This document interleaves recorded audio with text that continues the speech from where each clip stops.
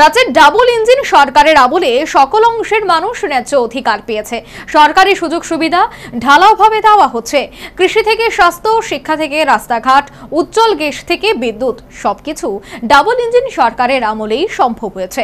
বক্তা সাংসদ রাজীব ভট্টাচার্য। রাজ্যসভার সাংসদ রাজীব ভট্টাচার্য তার সাংসদ উন্নয়ন তহবিল থেকে একটি অ্যাম্বুলেন্স প্রদান করলেন উত্তর ত্রিপুরা জেলার কদমতলা ব্লকের অধীন বড়গোল পায়োনিয়ার ইউথ ক্লাবকে। শুক্রবার প্রদীপ প্রজ্বলনের মধ্য দিয়ে ক্লাব সংলগ্ন স্বামী বিবেকানন্দ মুক্ত মঞ্চে অনুষ্ঠিত হয় উদ্বোধনী অনুষ্ঠান। এদিনের অনুষ্ঠানে সাংসদ রাজীব ভট্টাচার্য ছাড়াও পায়োনিয়ার ইউথ ক্লাবের সভাপতি তথা কদমতলা পঞ্চায়েত সমিতির চেয়ারম্যান মিহির রঞ্জন নাথ, জেলা সভাপতি অর্পণা নাথ, বিধায়ক যাদবলাল নাথ প্রমুখ উপস্থিত ছিলেন। অনুষ্ঠানে উদ্বোধক তথা সাংসদ রাজীব ভট্টাচার্য বক্তব্য রাখতে গিয়ে কেন্দ্র এবং রাজ্য সরকারের ভূয়সী প্রশংসা করে বলেন, রাজ্যে ডাবল ইঞ্জিনের সরকারের আমলে সকল অংশের মানুষ ন্যায্য অধিকার পেয়েছেন। সরকারি সুযোগ সুবিধা ঢালাওভাবে দেওয়া হচ্ছে।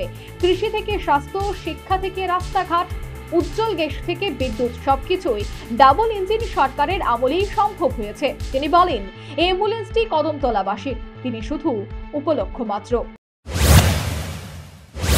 আমাদের ডাবল ইঞ্জিনের সরকার প্রায়োরিটি বেসিসে আমাদের এই রাজ্যের গরিব মেহনতি মানুষ, যারা গরিব অংশের মানুষ, তাদের বাড়িতে পাকা বাড়ি নির্মাণের ব্যবস্থা আমাদের এই ডাবল ইঞ্জিনের সরকার করেছে। প্রত্যেক বাড়িতে পানীয় জল পৌঁছে দেওয়ার কাজ আমাদের এই ডাবল ইঞ্জিনের সরকার করেছে।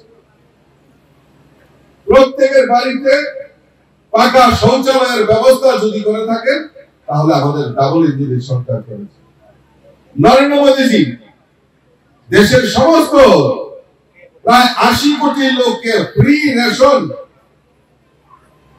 2019 থেকে চালু হয়েছে। এখন পর্যন্ত প্রত্যেক গরিবের বাড়িতে 5 কেজি করে চাল দেওয়ার ব্যবস্থা আমাদের এই ডাবল ইঞ্জিনের সরকার, নরেন্দ্র মোদীজির সরকার করেছে।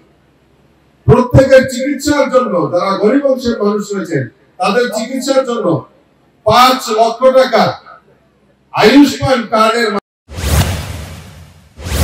শেষে সাংসদ রাজীব ভট্টাচার্য সহ অতিথিরা পতাকা নেড়ে অ্যাম্বুলেন্স পরিষেবার সূচনা করেন। অ্যাম্বুলেন্স পরিষেবা চালু হওয়াতে যে রোগীদের স্বাস্থ্য পরিষেবায় যাতায়াতের ক্ষেত্রে এক নয়া অধ্যায় আরম্ভ হলো কদমতলা এলাকায়, তা বলাই বাহুল্য। Bureau report, news vanguard.